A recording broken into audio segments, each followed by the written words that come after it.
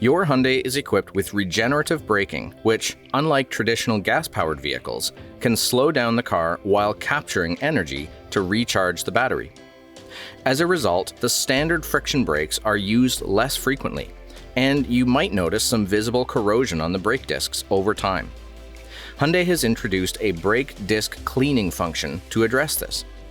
Use this function if you experience any noise while pressing the brake or if you notice surface rust on the brake discs, as it can help reduce both. To activate the brake cleaning function, simply press and hold the Auto Hold button for more than 3 seconds.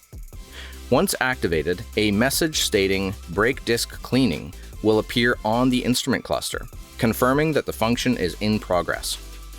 Regenerative braking will be temporarily restrained until you depress the brake pedal approximately 10 times while driving. The exact number may vary based on your driving conditions. This will allow the friction brakes to engage fully and use friction to clean the brake discs. The function will automatically deactivate once the cleaning process is complete.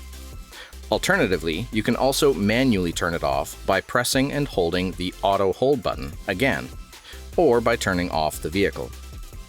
For more information on this and many other available features, please refer to your Hyundai Owner's Manual.